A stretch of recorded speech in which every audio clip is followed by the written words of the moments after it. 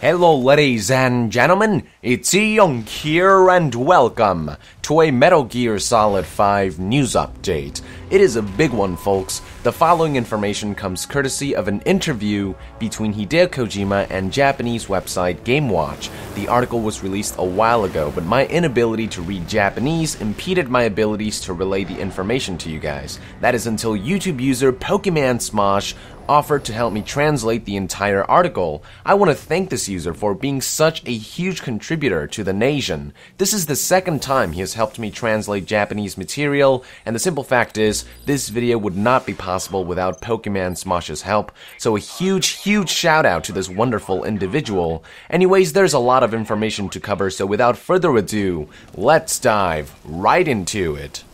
The first topic of conversation was cinematography. When asked about the long shot from the intro cinematic of Ground Zeroes, which didn't contain a single cut before transitioning into gameplay, Kojima confirmed that most of the game's cutscenes will be executed in this format. He wanted the same camera that sits behind Snake during gameplay to be the one to display all the cutscenes, almost like filming a giant play. Kojima's reasoning behind this was that long shots with perfect transitions really show off the fact that the game is open world with no strings attached. Based on the way this was executed in the Ground Zeroes intro cinematic, I would say it's working. The next topic of conversation revolved around the game's AI. Kojima states that while a limited AI was acceptable in past games due to their linearity, the AI in Metal Gear Solid 5 has to be top-notch in order to function in an open-world environment. Kojima acknowledges that the AI is still dumb as hell at this present moment, but promises that they will be vastly improved when the game launches. Kojima is then prompted about the appearance of 80s weapons, to which he replies by stating that weapons will indeed be based on ones found in that era. This leads to Kojima talking about customizable helicopters and the role that they play in Ground Zeroes and the Phantom Pain. Those who've watched my previous videos may remember that only one chopper can be called in during Ground Zeroes missions. The reason for this in a story perspective, according to Kojima, has to do with the UN's nuclear inspection. The upcoming inspection of Mother Base has to be connected somehow. The timing's too perfect. The UN's nuclear inspection.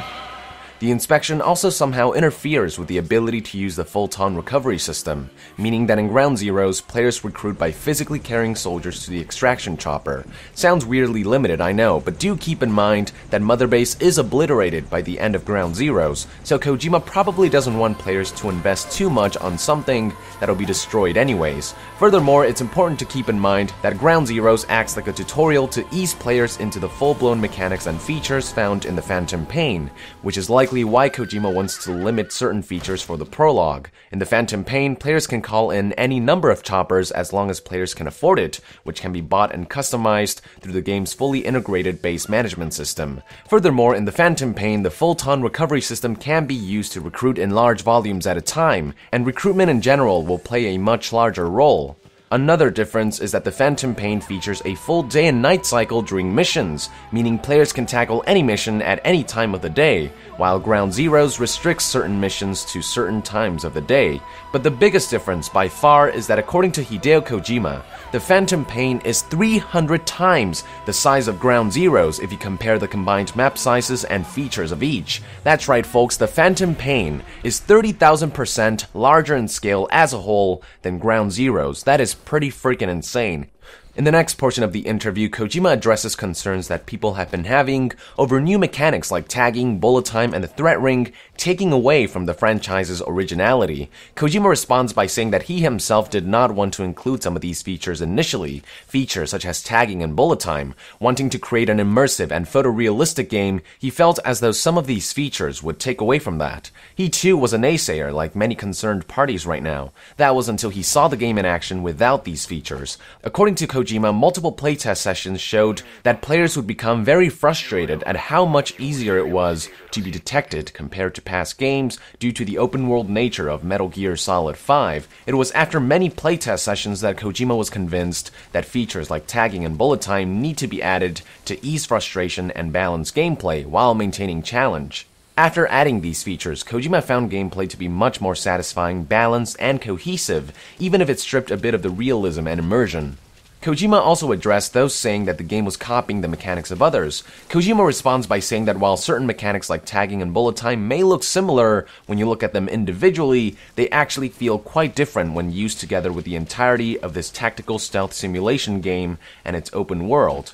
While I cannot attest to any of this until I get my hands on the game, based on what I've seen, Kojima does seem to have a point. For example, Splinter Cell may feature a tagging mechanic, but it clearly serves a vastly different purpose. Mark and Execute from Splinter Cell was used to clear areas of linear levels and very small sandboxes. With very limited scouting and intel gathering capabilities, players could only mark a limited number of targets, and players could then use the Execute feature to finish them off. The tagging feature in Metal Gear Solid 5, on the other hand, is used to track enemies and gather intel of an entire open world map. Players permanently tag enemies as they go along, and these tagged targets show up on the Idroid map. Unlike in Splinter Cell, players can mark an unlimited amount of targets, but they don't have any special abilities like Execute. It is strictly an intel gathering mechanic with no offensive features whatsoever. Two aesthetically similar mechanics with vastly different purposes. Now, even after Kojima's response, if you're still unhappy about Snake's newfound abilities, you may be pleased to know that Kojima is hoping to add some advanced options that will allow players to deactivate certain game mechanics like tagging and bullet time for a more immersive and hardcore experience.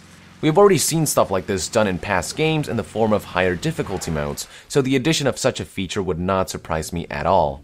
Anyways, the interview proceeds as questions are asked in regards to some of the game's mechanics. Kojima is prompted about Snake's newfound ability to jump. As I suspected, there is no jump button. Kojima confirms that jumping is a context-sensitive action, similar to climbing a ladder. As for why Kojima decided to add a jump feature, his response was that the game's open-world nature required Snake to be more mobile and to be able to overcome more obstacles. A simple mechanic like jumping can give players much more flexibility in ways of tackling a specific mission.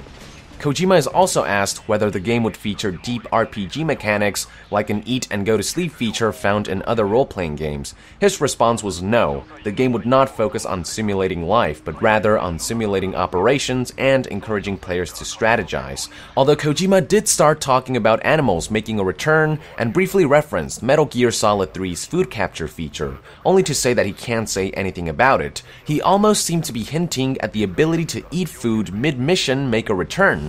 I wouldn't be surprised if such a feature becomes available in the Phantom Pain portion, since it features an active day and night cycle during missions. Snake has to eat at some point, right? Who knows, we'll have to wait and see. Another topic of discussion was the Idroid, which Kojima confirms as being the game's main menu. From this device, players can access vital information and features like maps, mission objectives, and extraction point markers without pausing the game. Kojima does note, however, that players cannot move at all while using the Idroid, so it is encouraged to find a safe spot before using the device. The interviewee also asks about ways to distract enemies, inquiring particularly about elements from past games, such as being able to use porn magazines to distract enemies. In response, Kojima states that he doesn't want to include elements that take away from the game's heavy themes and tone. He didn't flat out say no, but he seemed to be suggesting that porn magazines as infiltration items won't fit into his vision of the game. That doesn't mean that humor is completely gone from the game, as Kojima does hint that the game will include stupid and silly side missions, just nothing along the lines of Peace Walker's ridiculous Puyan missions. Overall, he's being much more careful about what to include and what to leave out. At some point during the development, Kojima even considered scrapping the franchise's iconic yet unrealistic exclamation mark and alert sound until the rest of his team brought him back to his senses. His team argued that not only are these elements too iconic to go away, but that they are also needed to inform players of enemy status, especially since the game is now open world. Kojima gave in eventually, thank the Lord. Speaking of open worlds, a big part of the interview revolved around the game's missions and mission locations. Like in Peace Walkers, players will choose missions through a mission selection menu, which players can access in this game by getting in a chopper. Those playing Ground Zeroes will be confined to one location, Camp Omega, but once players dive deep into the Phantom Pain, they'll be able to choose from a variety of locations all over the world, like Afghanistan, along with various African countries. Just don't expect to visit any metropolitan areas like, say, New York. According According to Kojima, types of locations include confined areas like deserts and jungles, along with off-the-radar facilities and bases, all fortified and away from most civilians. Players can expect to become quite familiar with these massive open worlds as they revisit them to tackle each location's many main and side missions, which are all replayable with challenges to fulfill and ranks to earn. And for the hardcore looking for even more challenges, Kojima confirmed that many of the game's side missions will be significantly more difficult than the main missions, since they are optional. He also stated that completing some of these main and side missions will somehow directly influence Snake's main base. While he doesn't go into too much detail, he seems to be suggesting that players will be able to physically see their base evolve and expand, similar to Mother Base from Peace Walker. There are a lot of great additions to the game's mission structure, but some of you out there may still be concerned that constantly revisiting these open-world locations could get repetitive. Do not worry, Kojima reassured that map sizes are absolutely humongous in scale. With each visit, players can expect to find new areas and secrets within these giant sandboxes, and they can expect to find themselves in different situations and circumstances, or tackling missions in different ways based on the time of day and the influence that past missions may have had on the game world. Also interesting to note is that unlike in previous games, players will have access to multiple new main and side missions at a time, and best of all, they can be tackled in any order. This may raise concerns for those who are heavily invested in the narrative, but that too is something that Kojima is approaching differently with Metal Gear Solid 5. Kojima compared past Metal Gear Solid games to movies, while comparing his upcoming game to a TV series. Movies have a very defined narrative that is presented in a very specific way in a limited amount of time. TV shows, on the other hand, have all the time in the world to build up a story by putting bits and pieces of it in each episode, making narrative much more flexible and free form. Similarly, in this game, each mission or episode that players tackle will give them pieces of the core story that they can put together as they complete more missions. I'm personally really looking forward to see this narrative style in action.